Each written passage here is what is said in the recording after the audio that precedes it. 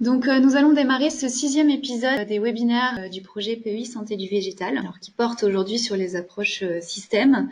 Donc, je me présente, Élodie Pipon, donc chargée de mission à Végépolis Vallée et en charge de l'animation d'un des volets de ce projet, donc le volet 2.1.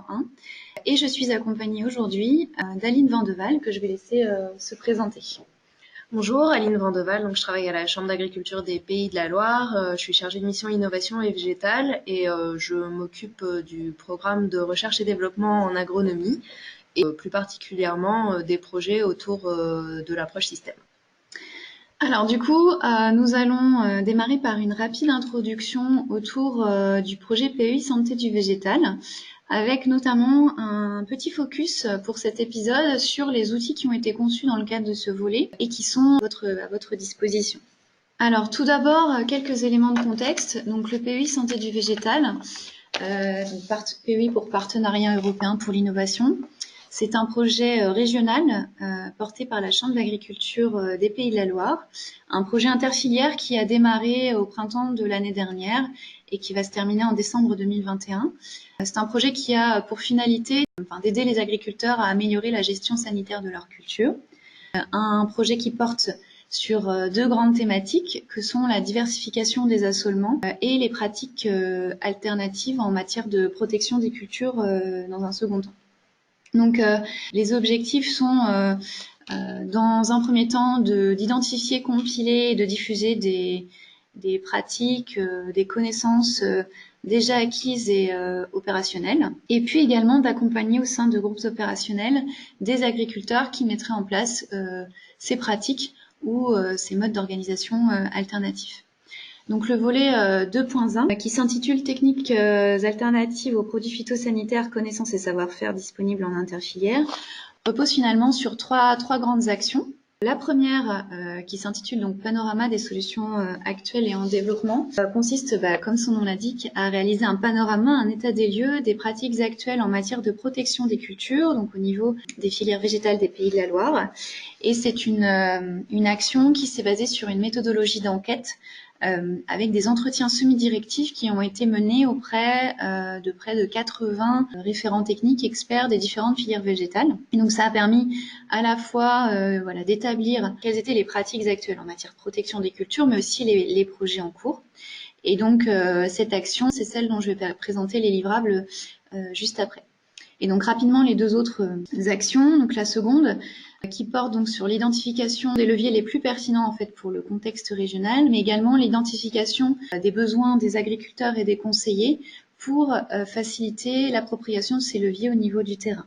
Et c'est une action qui se base en fait sur l'organisation de 2 temps forts.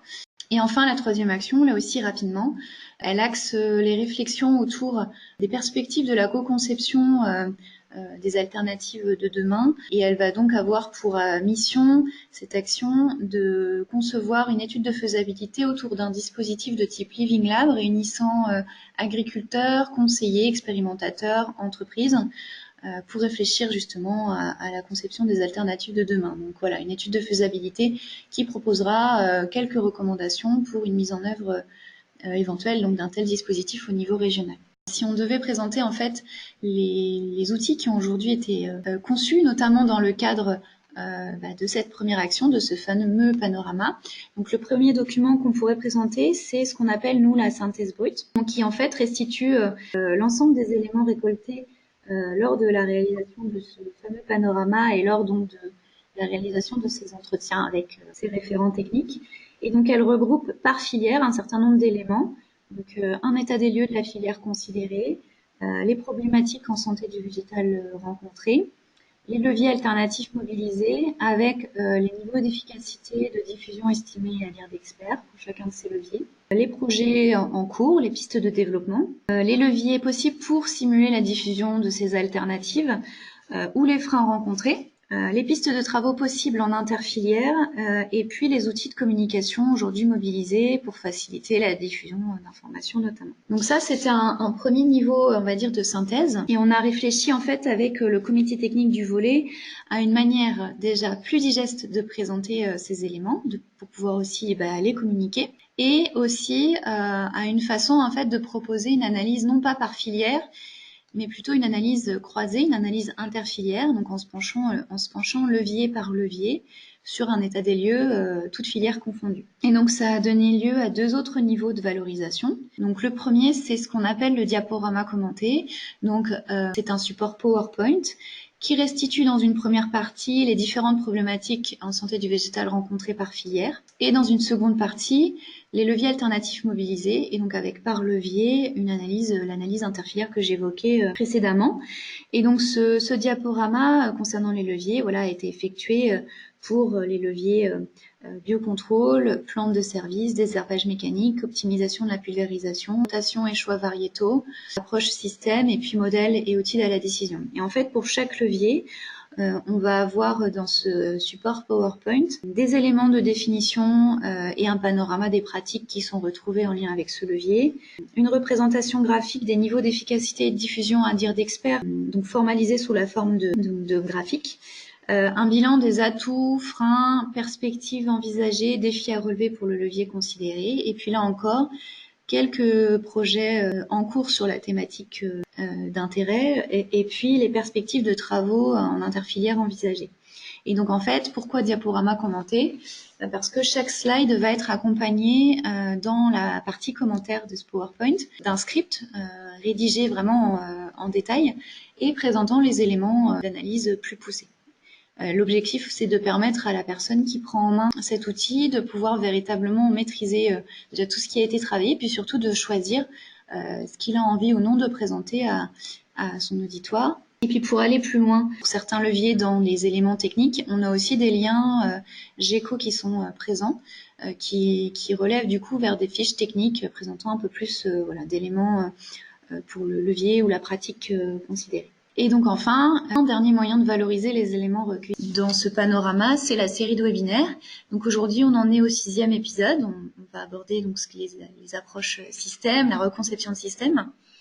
Donc on est sur une vidéoconférence en live, mais on a aussi eu des précédents épisodes, du coup disponibles en replay via des liens sur la chaîne YouTube de Végépolis Vallée, qui sont relayés aussi sur le site de la Chambre d'agriculture des Pays de la Loire, sur la page du projet PEI, et qui sont aussi disponibles puisque les vidéos sont extraites, disponibles sous format vidéo et valorisables de diverses manières. Aujourd'hui, 6e épisode, et donc il y a eu 5 autres épisodes, donc sur le biocontrôle, les plantes de service pour la gestion des ravageurs, le désherbage mécanique, les plantes de service pour la gestion des adventices et l'optimisation de la pulvérisation. Donc voilà un peu pour les éléments produits dans le cadre de ce panorama. Et donc aujourd'hui, la thématique qui va nous intéresser, ce sont les approches dites système. Alors pourquoi ? Ça vient aussi au niveau de ce 6e épisode, puisque précédemment, les 5 autres épisodes abordaient plutôt des notions de levier. Donc on a travaillé levier par levier. Et l'idée, c'était de conclure sur cette notion d'approche système, puisque c'était un point commun qui était évoqué à la fois dans chacun des épisodes précédents, mais aussi lors de mes échanges avec l'ensemble des référents. Tous ces leviers doivent être travaillés en combinaison pour aboutir à des stratégies de protection efficaces, adaptées. Et donc l'idée, c'était de conclure sur ces approches. Voilà, ce qu'on entend, c'est qu'on va en fait, dans cette présentation, travailler donc cette piste d'approche système qui a fortement, comme je l'ai dit, été mise en avant pour le déploiement des alternatives sur le terrain. Et donc on va, dans ce contexte, on va aborder les stratégies qui mettent en place la combinaison de l'ensemble des leviers ou des paramètres qui peuvent s'inscrire dans la mise en œuvre d'une stratégie de protection des cultures, et donc en allant sur la reconception possible des systèmes. Et donc ça sera illustré dans l'intervention d'Aline par des exemples de méthodologies ou d'approches que l'on peut avoir dans ces contextes de reconception de système, voire des choses qui ont pu être mises en place dans le cadre de projets plus spécifiques. Donc moi, je voulais juste revenir rapidement sur les différents leviers qui ont pu être cités lors de mes échanges avec les différents référents techniques. On voit qu'on a une grande diversité de leviers alternatifs mobilisés. Donc cette liste, bien évidemment, elle n'est pas exhaustive, elle permet d'avoir un aperçu des grands types de leviers qui ont pu être mentionnés, que l'on retrouve sur le terrain, avec des niveaux d'efficacité et des niveaux de diffusion qui vont varier d'un levier à un autre, bien évidemment. Alors on retrouve un certain nombre de leviers de moyens de lutte préventive ou de lutte curative, des leviers culturaux, des leviers biologiques, physiques, un certain nombre d'autres leviers qui vont avoir une action sur voilà, la population initiale, qui vont mettre en jeu des stratégies d'évitement, d'atténuation, avoir une action directe, je le disais, préventive ou curative.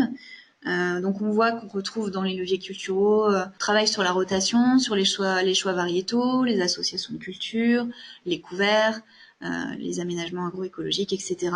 Des leviers physiques qui font intervenir du désherbage mécanique, tout ce qui est dispositif de filet contre les insectes, argile, paillage, etc. Dans les leviers biologiques, ce qui revenait quand même assez régulièrement, donc c'est tout ce qui a trait au biocontrôle, mobilisation de macro et de micro-organismes, de la confusion sexuelle, de substances naturelles, etc.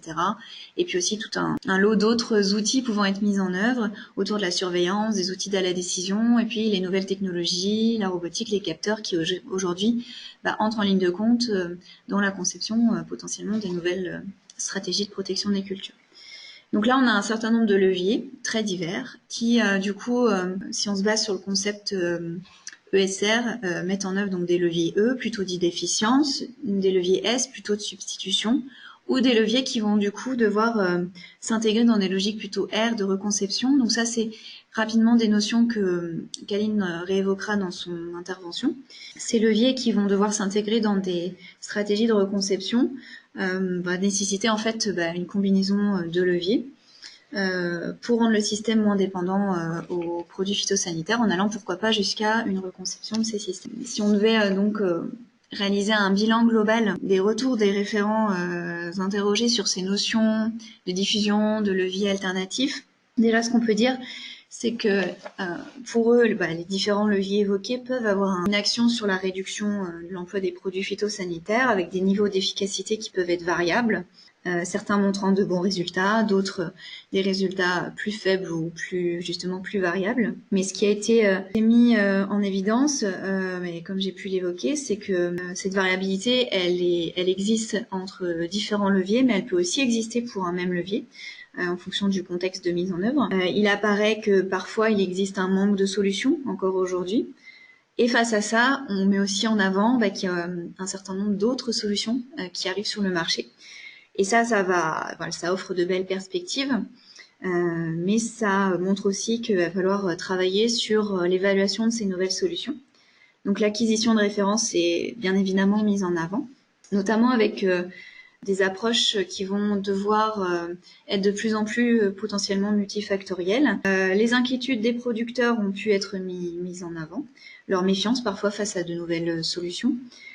Certains leviers peuvent demander un coût supplémentaire, une technicité peut-être plus importante, demander plus de temps. Certains leviers se confrontent tout simplement à des problématiques de filière ou occasionnent un changement profond au niveau de l'organisation de l'exploitation. Dans un contexte où au contraire on veut peut-être un travail plus simplifié, dans un contexte où aussi les surfaces augmentent et où le temps disponible se réduit. Donc voilà, un certain nombre de freins qui peuvent nécessiter un accompagnement supplémentaire, qu'ils soient individuels ou collectifs. Et donc ces accompagnements, ces dynamiques de groupe ont aussi été mises en avant par les référents rencontrés. Et donc comme j'ai pu dire dans la slide précédente, ce qui a surtout été mis en lumière, ce qui a pu ressortir des échanges, c'est le nécessaire besoin de combiner tous ces différents leviers alternatifs pour aboutir à une stratégie de protection intégrée plus durable, plus efficace, pour jouer sur la complémentarité des différents leviers, minimiser, défavoriser le développement de certains bioagresseurs, baisser la pression qu'ils pourraient avoir sur la culture. Et ce qui a été mis en lumière aussi, c'est l'importance de potentiellement aller vers de la reconception de ces systèmes pour les faire évoluer vers des systèmes plus résilients, moins dépendants aux produits phytosanitaires. Et ça va nécessiter un changement de paradigme, mais qui se devra, a priori, ça c'est ce qui ressort également, ce qui se devra d'être porté collectivement par l'ensemble des acteurs des filières. Et donc pour en terminer un peu avec mon bilan, cette notion d'approche système, qu'elle soit en lien avec de la combinaison de leviers ou de la reconception de système, c'est une notion qui est travaillée dans le cadre de nombreux projets. C'est une notion qui est mise en avant dans de nombreux travaux, projets de recherche. Et donc là, cette slide présente quelques exemples de projets, d'outils ou de méthodes ou de supports qui ont pu être mis en avant lors de mes échanges. Cette liste, elle n'est pas exhaustive du tout, mais elle permet un peu d'avoir un regard sur ce qui est travaillé ou de ce qui est à disposition pour aborder ces notions de système. Donc je citerai par exemple, et en fait je pense qu'Aline nous apportera un peu plus d'éléments à ce sujet, les projets consoles ou le projet divers impacts. Mais on a aussi un certain nombre de réseaux, comme le réseau PEST, qui est un réseau expérimental de systèmes de culture zéro pesticide, le projet CIPRE, qui vise à accompagner la mise au point de systèmes en grande culture innovants. Le projet Remix pour de la reconception système de culture basé sur des associations d'espèces. On a aussi le RMT système de culture innovant dont les travaux portent sur l'innovation dans le domaine des systèmes de culture.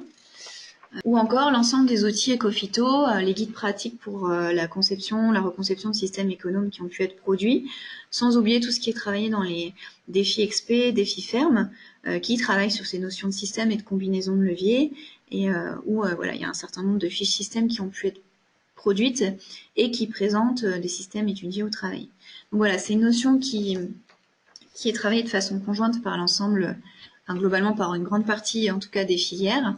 Donc là pour le moment je vous ai présenté des éléments très qualitatifs. Donc là on va rentrer un peu plus dans le détail avec des exemples de méthodologies ou d'approches qui peuvent être mises en place autour de ces notions d'approche système.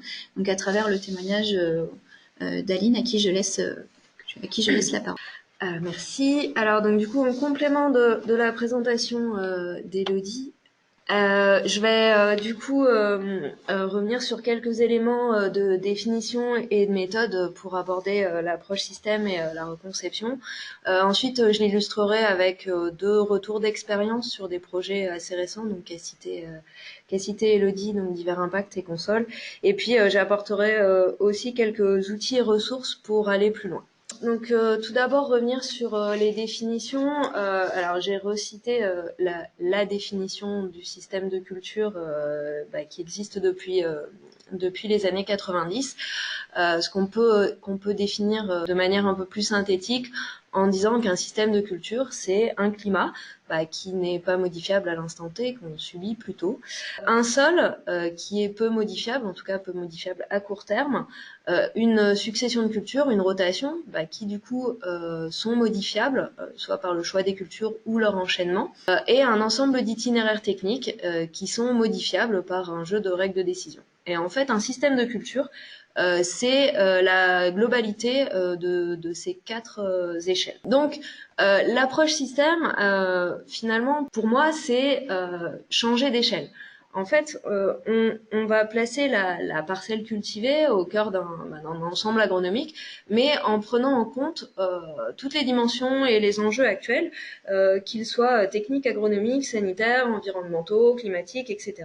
Voilà, on va prendre le contexte de la parcelle dans son ensemble et pas que l'itinéraire technique. L'approche système aussi, c'est pas une recette, mais la mobilisation d'un ensemble de leviers adaptés à la situation et qu'on va combiner pour essayer d'en faire sortir le meilleur. C'est-à-dire, change de paradigme, on n'est plus dans un problème, une solution, mais au final, un objectif ou un résultat à atteindre pour lesquels on mobilise un ensemble de leviers. Ce qui implique qu'on a une construction au cas par cas, en prenant en compte les moyens, les atouts, les contraintes de chaque système et de chaque exploitation.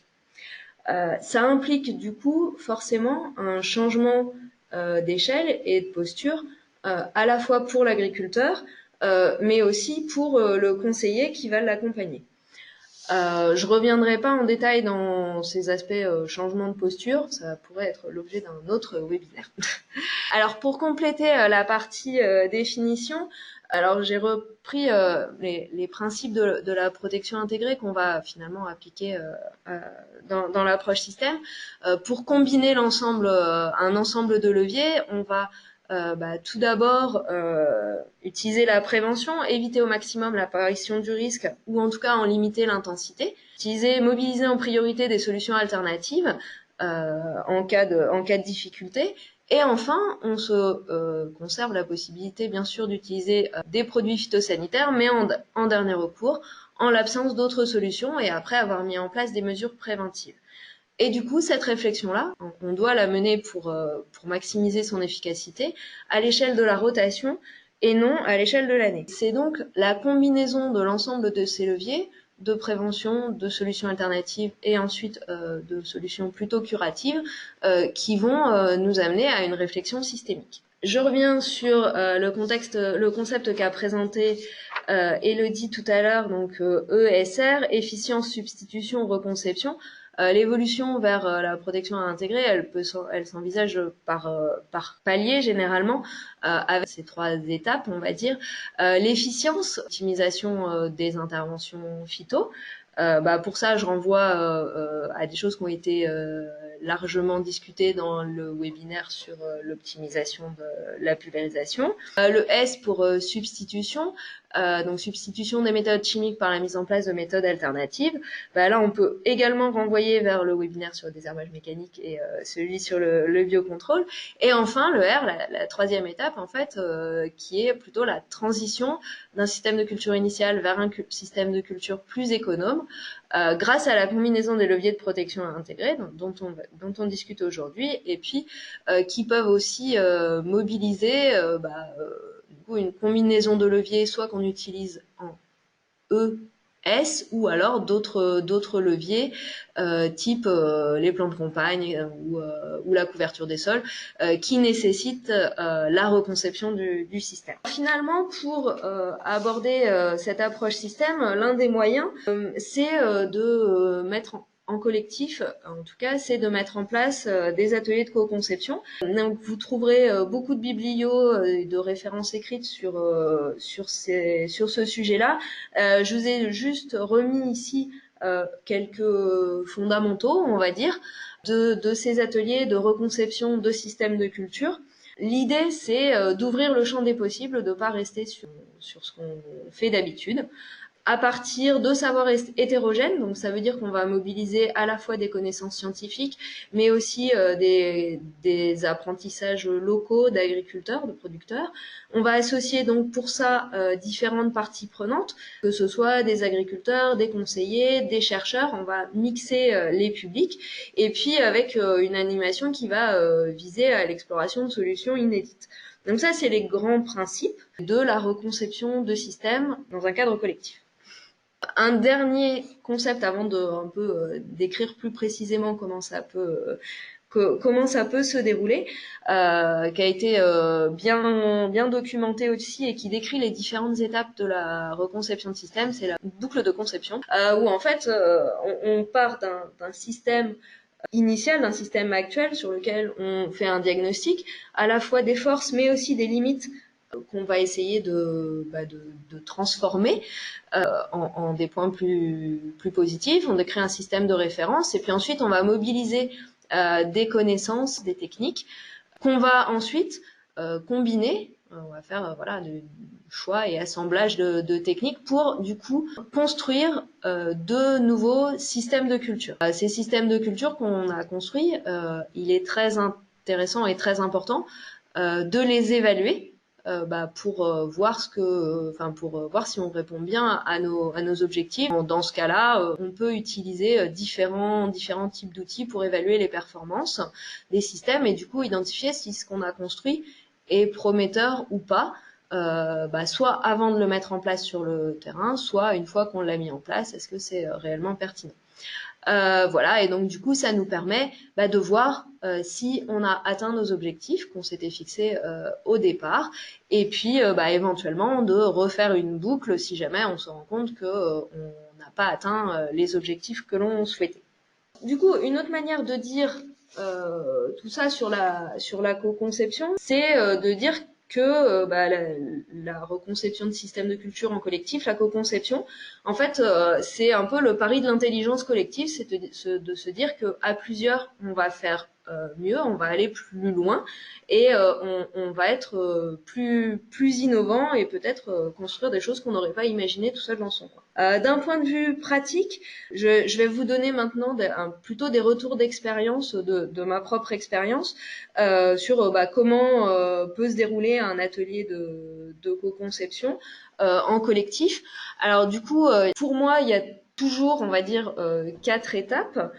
Donc une première étape, qui sont celles que j'ai évoquées dans la diapo précédente, qui sont finalement le diagnostic de la situation actuelle, les points forts, les points faibles, et puis surtout la définition des objectifs qu'on veut atteindre avec le nouveau système. Et cette première phase est primordiale à mon sens et nécessite une validation collective quand on anime un atelier de co-conception pour se mettre bien d'accord sur les objectifs qu'on veut atteindre et pourquoi on va chercher à construire un nouveau système. La deuxième étape, c'est une étape de réflexion pendant laquelle on va identifier des leviers à mobiliser pour répondre à ces objectifs et surtout qu'on va chercher à argumenter.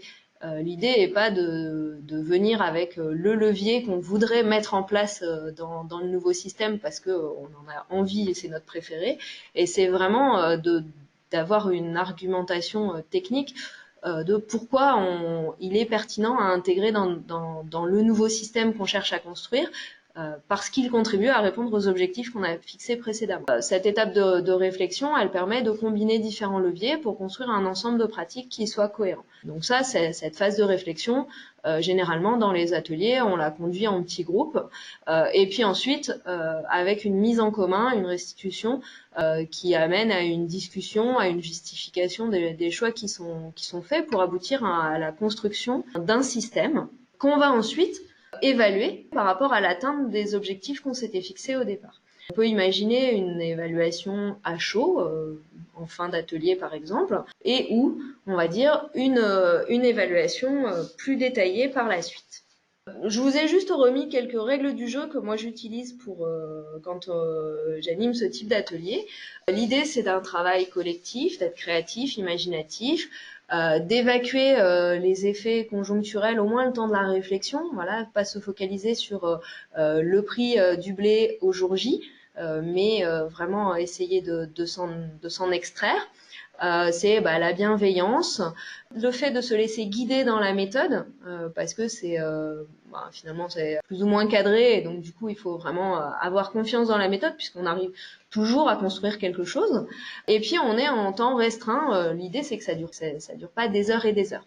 Et puis un point qui est très important à mon sens, c'est le rôle des animateurs dans ce type d'atelier. En fait, ils sont là pour animer et pas pour apporter une expertise. Donc du coup, ça peut pour certains conseillers qui sont experts un jour et puis animateurs qui doivent combiner les casquettes d'expertise et d'animation, c'est vraiment important de le spécifier aux participants de ce type d'atelier que pendant ce temps d'atelier, l'animateur, il est là en tant qu'animateur et pas en tant qu'expert, donc il va changer de rôle. On a parlé des méthodes plutôt d'animation. J'ai essayé de reprendre ici quelques éléments pour traiter de l'évaluation, puisqu'il existe de nombreux outils avec des complexités différentes. Et du coup, j'ai essayé de lister mes critères de choix par rapport aux différents outils.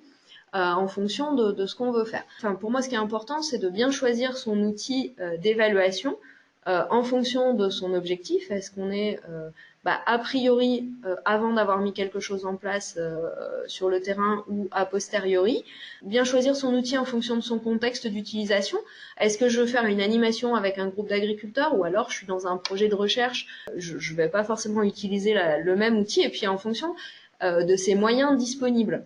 En termes de temps. Soit on a des moyens limités, on veut aller très vite, soit on a des moyens plus larges. Alors j'ai cité les stagiaires parce que c'est souvent un sujet de stage, l'évaluation multicritère, ça peut être, ça fait facilement un stage de fin d'études. Mais voilà, c'est forcément, on fait pas la même chose en une demi-journée de travail ou 6 mois de stage de fin d'études. Il faut, avant de mener une évaluation, il faut bien définir ce qu'on va évaluer. Généralement, on va chercher à comparer des systèmes. Un système de culture versus le système de culture initial qu'on avait au point de démarrage. On va assez rarement essayer d'évaluer un système de culture en soi en valeur absolue. C'est quand même un peu plus compliqué.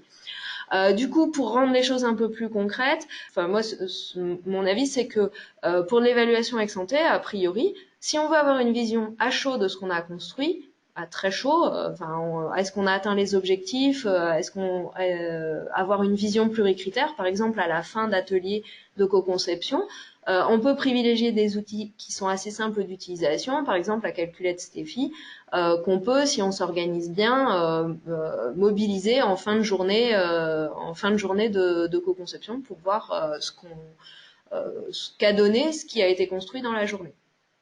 Si on veut une vision plus poussée des systèmes qu'on a construits, si on veut sélectionner parmi plusieurs prototypes, on peut utiliser des outils plus poussés d'évaluation multicritères. Et puis ensuite, quand on est par exemple après une mise en place terrain de systèmes de culture, on va pouvoir utiliser soit des outils, on va dire, d'analyse pluricritères où on n'a pas d'agrégation, où on a une liste d'indicateurs. Par exemple, en grande culture, on utilise assez fréquemment Sister, qui a été développé par les instituts techniques. Ou sinon, si on veut utiliser plutôt de l'agrégation, c'est-à-dire avoir des indicateurs qui s'agrègent au fur et à mesure pour aboutir à une évaluation globale de la durabilité, on a des outils type masque qui peuvent exister. Donc je vais maintenant en arriver à deux exemples d'utilisation récente de ces ateliers de reconception. Alors bien sûr, il y a de nombreuses autres utilisations dans les différentes filières, dans différents projets et aussi dans les réseaux défis. Donc moi, je vais vous parler ce matin de la reconception d'itinéraires culturaux par des agriculteurs à partir d'un diagnostic du vie du sol dans le projet Console, et puis de co-conception de systèmes de culture innovants dans le cadre d'une expérimentation dans le cadre du projet Divers Impact. Alors, tout d'abord, le projet Console, je vais passer assez vite sur ce qu'on y fait. L'idée, c'est de reconstruire des systèmes de culture innovants pour améliorer la qualité biologique des sols, pour des objectifs de multi-performance, et on travaille en grande culture et en viticulture. C'est un projet multipartenarial qui est basé du coup donc avec des partenaires et 3 groupes d'agriculteurs qui ont été constitués en 2017, 2 en grande culture et 1 en viticulture, qui sont des groupes Ecophyto 30 000. Donc en fait, alors je reviendrai pas sur la définition de la qualité des sols dans ce projet-là. On a travaillé avec des diagnostics Agrinov, qui nous permettent de définir, on va dire, la qualité biologique des sols par un panel d'indicateurs. Donc ça a été finalement notre diagnostic initial qu'on a fait en 2018 avec la restitution des résultats, et ensuite on a mis en place des ateliers de co-conception avec chaque groupe d'agriculteurs pour essayer de construire des systèmes de culture qui maintiennent ou améliorent la qualité biologique des sols tels que identifiés dans le projet. Ensuite, on a eu une phase d'évaluation, et en ce moment, du coup, ces systèmes sont mis en œuvre sur les parcelles des agriculteurs avec un accompagnement, et puis à la fin du projet, en fait, on reviendra sur une évaluation de la qualité des sols pour voir si on a eu des évolutions. Alors, je vous ai juste mis en exemple l'un des résultats de l'un des ateliers de co-conception. Donc les objectifs avec ce groupe d'agriculteurs, donc on a travaillé dans un premier temps sur 2 des systèmes, et puis ensuite les systèmes de tous les agriculteurs. Donc là je vous cite un exemple de système dont les objectifs qui avaient été fixés, c'était de maintenir la qualité biologique des sols, puisque chez cet agriculteur-là, le diagnostic qui avait été fait révélait une bonne qualité des sols avec des indicateurs plutôt verts. Et puis lui voulait avoir un système quand même assez simple à gérer seul. C'était une exploitation qui était déjà avancée en agriculture de conservation. Donc il y avait la question de gérer l'après-glyphosate dans un système avec un travail du sol très superficiel. C'est les objectifs qu'on s'était donnés au démarrage de l'atelier de co-conception. Et puis on partait de la succession qui est décrite ici, que je ne vais pas détailler parce que ça c'est peu d'intérêt. L'idée c'est de vous montrer plutôt la méthode. Donc à partir de cette succession initiale, de la réflexion du groupe d'agriculteurs en petit groupe, d'une phase de brainstorming assez intense, ils en sont arrivés à proposer une succession de cultures un petit peu plus longue, on va dire, qui rajoute finalement des cultures pérennes type luzerne, et puis intègre de nouvelles cultures type culture de printemps, et pour laquelle la durée de couverture du sol a été allongée entre chaque culture. Comme on avait un objectif de qualité des sols, finalement, les agriculteurs ont plutôt fait un focus sur les pratiques qui ont un impact sur le sol. Donc, on a beaucoup parlé travail du sol, gestion des résidus, apport organique extérieur, succession de culture, bien évidemment. Voilà. Donc, par la suite, il y a eu un travail d'évaluation qui a pris en compte aussi les autres pratiques. Mais dans la phase collective avec les agriculteurs, on est arrivé à ce système qui du coup, après quelques aménagements liés au matériel disponible sur l'exploitation, notamment disponibilité de RTK, a été légèrement modifiée. Mais du coup, la grande structure va être mise en place chez cet agriculteur-là. Si on s'intéresse au retour qu'ont fait les agriculteurs lors de cet atelier, ils étaient plutôt satisfaits puisque les nouvelles analyses à Greenov avaient permis de conforter certains et puis d'apporter de nouvelles questions. Ils ont aussi pas mal apprécié l'atelier de co-conception parce que ça leur a permis de se poser des questions sur leur propre système. Et donc ça a été concrétisé maintenant dans un plan d'action. On a eu également une phase d'évaluation pluricritère pour permettre de comparer la situation actuelle avec le système construit et enfin, évaluer la durabilité globale du système. J'en viens au deuxième exemple de reconception, donc qui là était plutôt dans un contexte d'expérimentation longue durée. Donc la Chambre d'agriculture des Pays de la Loire participe au projet européen Divers Impact avec une expérimentation système donc qui est en Mayenne, qui est entrée dans un réseau européen de 10 expérimentations système tournées sur la diversification. En 2017, au démarrage du projet finalement, on a reconstruit le système de culture qui est mis en expérimentation à Saint-Fort pour répondre aux enjeux actuels et aux enjeux du projet. On a fait un atelier multi-acteurs avec des conseillers, des représentants d'organismes économiques, des instituts techniques et de la recherche, sous la forme d'une journée de conception collective. Et puis ensuite, on a fait un travail interne plutôt sur les règles de décision associées aux différents leviers. Et puis, toujours dans cette optique d'évaluation, on a fait une évaluation plutôt simple a priori avec la calculette Steffi. Je vais juste vous présenter ce qui est mis en expérimentation puisqu'on a seulement 2 campagnes de retour, donc c'est encore un peu tôt pour présenter des résultats. On est parti d'un système de culture initiale représentatif des exploitations laitières de grande taille avec des cultures de vente, colza, blé, maïs, ensilage, blé. Et puis, on avait fixé comme objectif au système innovant de réduire d'au moins 50% l'utilisation de produits phytosanitaires par rapport à la référence, de maintenir un niveau de marge semi-nette au moins équivalent à la référence, un niveau de temps de travail acceptable, on tolérait 10% d'évolution, et puis on voulait porter une attention particulière à l'autonomie fourragère et à l'autonomie protéique de notre système. On a donc construit un système un petit peu plus compliqué, qui combine une succession de cultures sur 10 ans et qui associe des cultures associées et des cultures multiples, donc orge, pois de printemps, colza, trèfle blanc, et puis du coup des métailles, des mélangeries champs protéagineux ensilés avant chaque culture de printemps. Et puis la mise en place d'une luzerne semée sous couvert. Donc c'est mis en place depuis l'été 2017 et je vous ai juste illustré avec quelques photos qui vous montrent qu'en fait on a presque toutes les cultures qui sont présentes tous les ans. Donc voilà ce que, en termes de présentation de quelques expériences. Je voulais également vous présenter quelques ressources et outils que vous pouvez mobiliser si vous voulez aller plus loin. Alors il y a un guide qui a été sorti par le RMT Système de Culture Innovant sur la conduite des ateliers de conception. Vous avez un certain nombre de guides construits dans le cadre d'Ecophyto, Steffi, SEPVITI, la calculette Steffi, un focus plutôt sur les aspects méthodologiques. Dans le cadre de Divers Impact, on a fait un inventaire des outils d'accompagnement à la diversification. Donc vous trouverez une publication derrière. Il existe Plage, un outil qui aide au choix d'un outil d'évaluation. Donc ça peut être intéressant. Et puis pour tout ce qui est changement plutôt approche du conseil et changement de posture, le guide de la groseille. Voilà, donc je vous remercie de votre attention. Et puis si on a un petit peu de temps, on peut prendre quelques questions. Première question.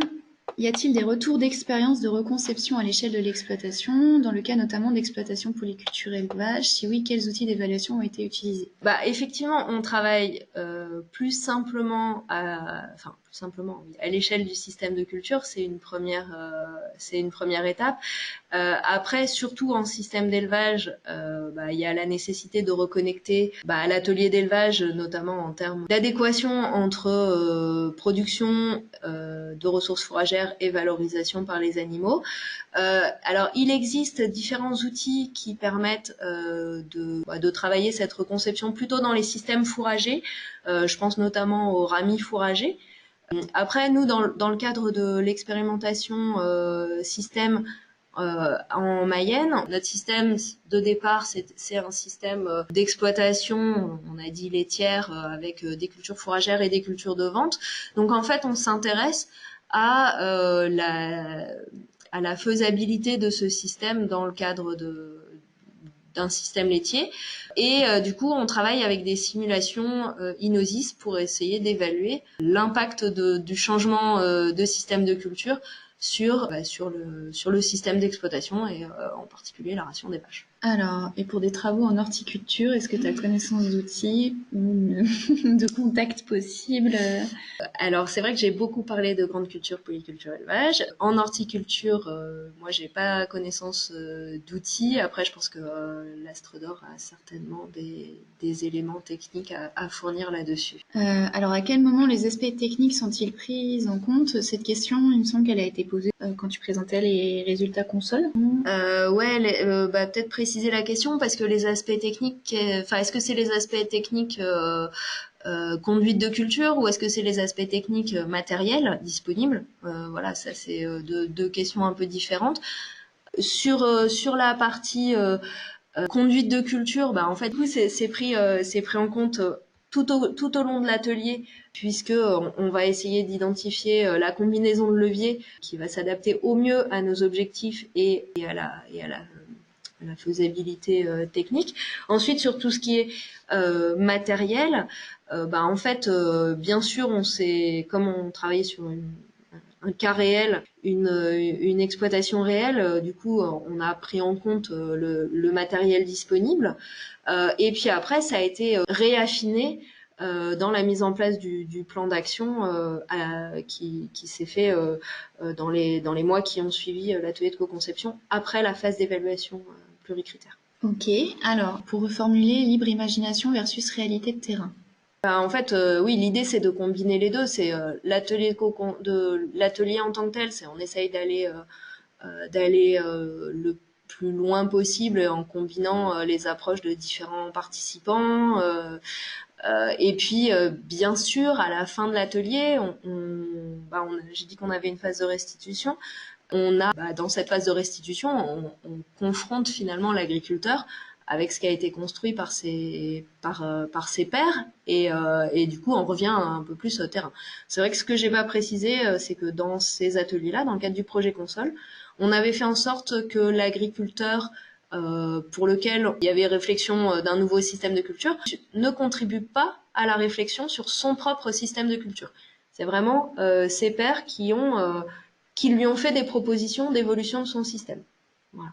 Donc après, bien sûr, on l'a confronté à sa propre vision et à sa propre réalité terrain.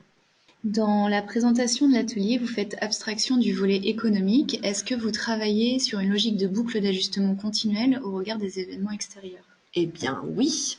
Bien sûr, pendant la phase d'atelier en tant que telle, 2 heures, une journée, enfin voilà, ça dépend.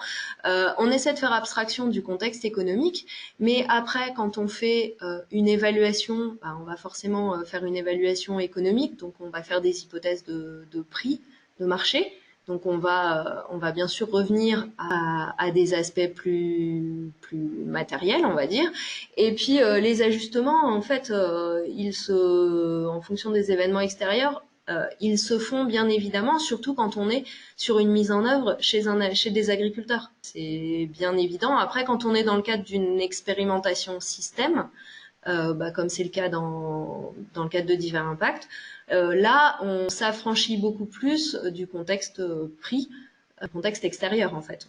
On a la possibilité de tester des cultures, quel que soit le prix de vente. Et après, c'est dans la partie évaluation de nos résultats qu'on va pouvoir utiliser différents contextes de prix pour faire des simulations en termes de résultats.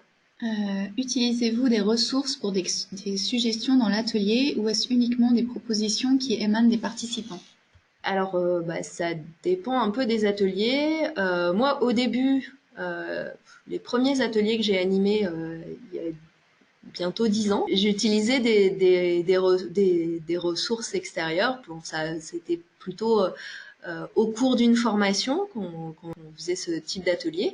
Et puis en fait, maintenant, on utilise plutôt seulement les propositions qui émanent des participants, en se disant qu'ils ont souvent déjà beaucoup de clés pour répondre, pour apporter eux-mêmes des propositions.